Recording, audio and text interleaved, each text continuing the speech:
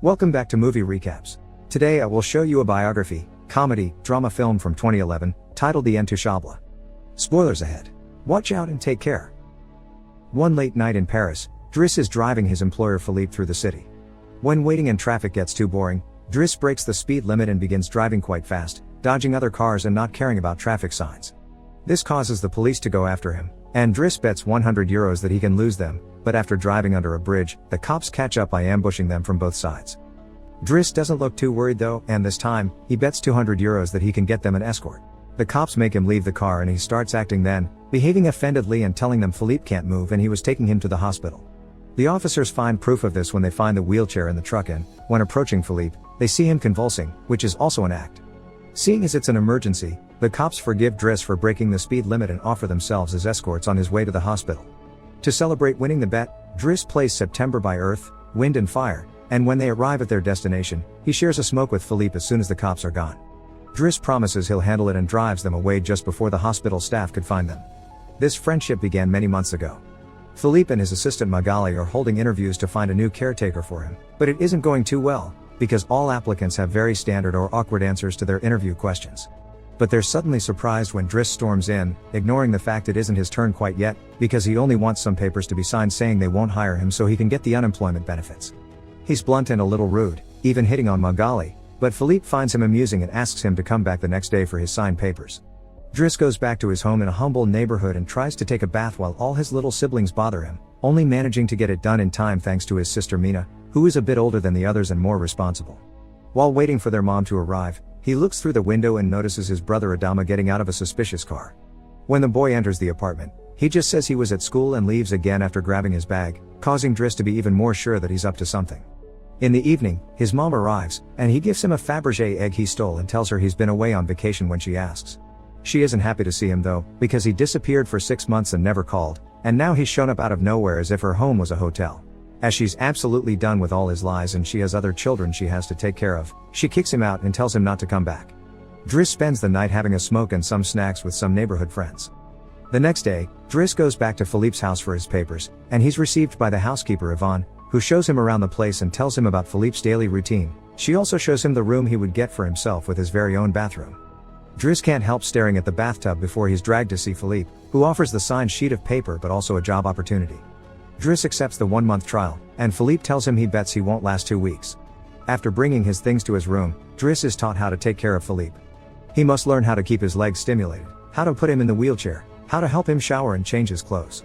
Things get awkward when Driss discovers he must put on him some high stockings and even clean his butt after Philippe uses the bathroom, but no matter how much he complains and says he won't do those chores, he ends up accepting them as part of his job. Later in the evening, while he's enjoying a snack on the roof, he's interrupted by Philippe's daughter Elisa and her boyfriend Bastien, who are looking for a private place to make out, and he kicks them both out after refusing to share his beer. Driss quickly gets used to the daily routine with Philippe, even if at first he does make some mistakes he learns from, like handing the phone to Philippe instead of putting it on his ear or forgetting the baby monitor while having a bath. He also learns to organize his mail in different folders, most of the letters he opens for Philippe, but there's a series of private ones he isn't allowed to look at. When he finds a flyer promoting female escorts, he decides to start a file just for those instead of throwing them in the trash as Philippe says. It's not all work in this new life though. Driss still makes sure to have a good time. He keeps trying to hit on Magali to no avail, and sometimes calls escorts to join him in bed. One morning, after Yvonne comes to his room to scold him for being late, she finds some dangerous weapons in his bag, but she doesn't comment on them yet. Driss' work today is to drive Philippe around, but he refuses to put him in the back of a van as if he was cargo, so instead, he takes him on one of the fancy cars that don't see much use. Philippe, who first thinks this isn't suitable and says they should be pragmatic, is soon getting excited at the idea of a faster, less boring ride, although Yvonne still disapproves. When they try to leave the building, there's a neighbor parked at their entrance, ignoring the sign on the door that says it's forbidden. Driss wastes no time and goes after the guy, grabbing him by the front of his shirt and threatening him until he moves the car. Philippe is impressed by his actions, but Yvonne, once again, disapproves. The pair goes to a museum, where Philippe is planning to buy a piece of artwork that Driss considers not worth the money because it's just a red blotch on the canvas. Afterward, Philippe meets with a relative of his, who tells him everyone is worried about Driss since he can be violent. He's also discovered he has a criminal record, but Philippe doesn't care. He appreciates Driss because he doesn't pity him and doesn't mind joking around with him. After another failed attempt at hitting on Magali, Driss has dinner with Yvonne in the kitchen while listening to Philippe dictate a letter to Magali. Claiming it's a private conversation, Yvonne turns off the baby monitor and proceeds to explain what's going on. Philippe is pen pals with a woman called Eleanor. Those are the letters he didn't let Driss open. But he's never met Eleanor in person. Their relationship is purely epistolary. Speaking of love, Driss teases Yvonne for the looks the gardener gives her all the time before going to bed. He's trying to sleep when he hears some weird sounds coming from the baby monitor. Philippe is having trouble breathing. Not being capable to ignore him even if he tries, Driss goes to his room and gently guides him through the attack with soothing words and a wet cloth to wipe his face. Philippe eventually falls asleep, only to wake up again moments later, saying he needs air. This time Driss doesn't hesitate. He puts Philippe on the wheelchair, covers him with blankets, and takes him out for a stroll by the river. This is the first time Philippe has seen Paris at night in a long time, and now he's more relaxed. He explains to Driss that the medicine can only do so much and he sometimes experiences phantom pain. When they see some girls walking by, Philippe also confesses he isn't capable of pleasuring a woman because of his situation, but he still can enjoy some satisfaction when he gets his ears massaged because they are sensitive zones. When the phantom pain threatens to appear again, Driss shares one of his joints with Philippe, who is skeptical at first but ends up loving it. Afterward, they go to a restaurant, where they joke around while sharing a meal, and Philippe decides to share more of his story. He met his wife when they were students, and shortly after they got married, she had 5 miscarriages and was diagnosed with an incurable, terminal illness. That's when they adopted Elisa. Philippe has always loved competitions, extreme sports, and speed, and a paraglider gave him that. It was during a paragliding session that bad weather caused him to crash and break his vertebrae, although he still thinks his real handicap isn't the chair but living without his wife. After joking around some more, Philippe remembers the date and realizes Driss has passed his 1-month trial, so he's now officially hired.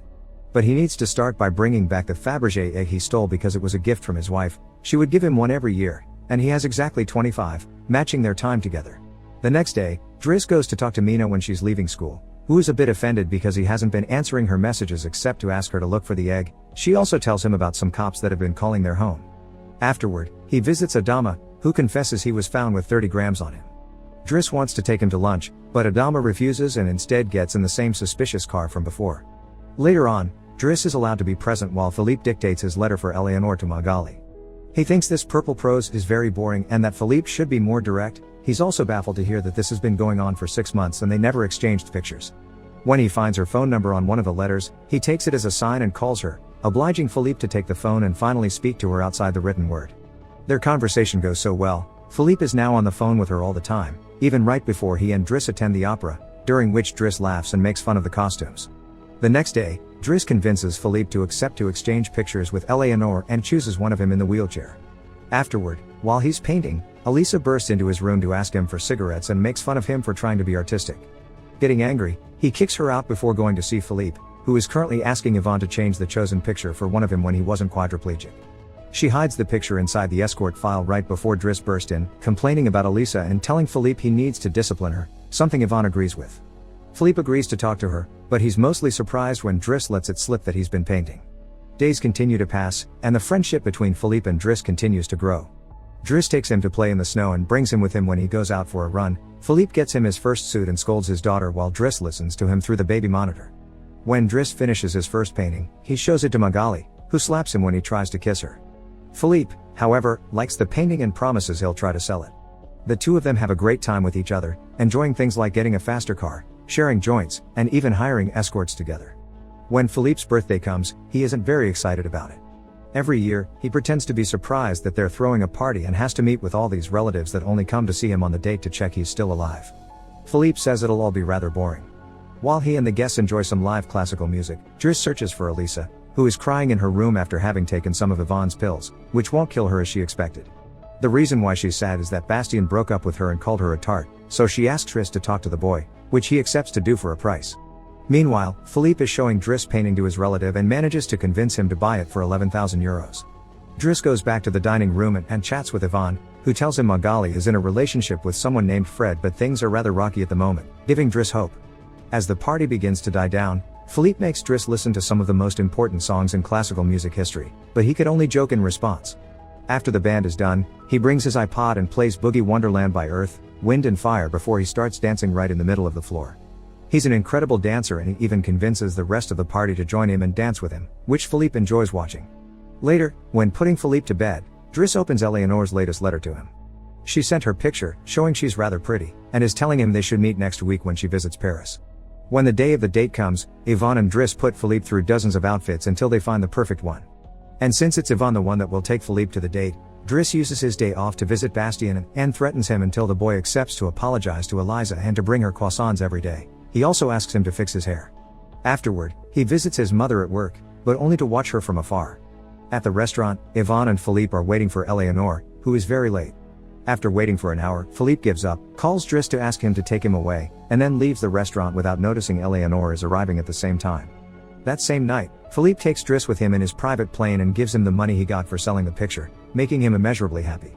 They make it to the countryside the next morning, and Philippe decides to go paragliding, dragging Driss with him as well.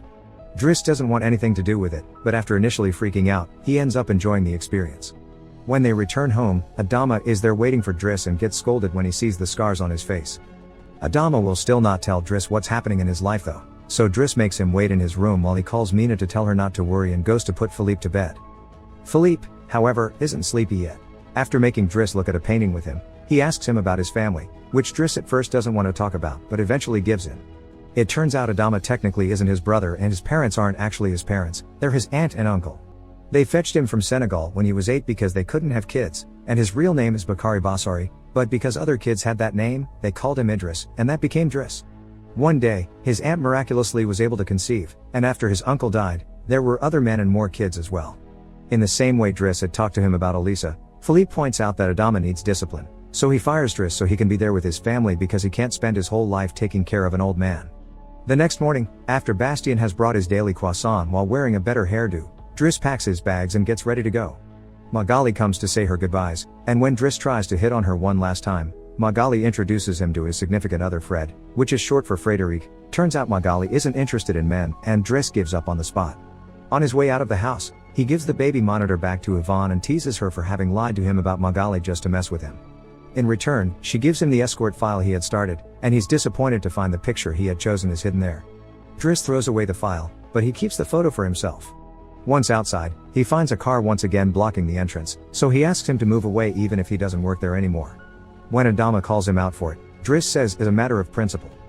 A few hours later, the two brothers go pick up their mother at the station while back at the house. Philippe is having his first dinner together with his new caretaker, who is stuffy and boring, and Philippe decides to leave him without even having a bite. Since Yvonne is out on a date with the gardener, nobody is there to scold him for it. As days pass, Driss goes back to his old life. He hangs out with his old friends again and tells the guys from the suspicious car not to bother Adama anymore.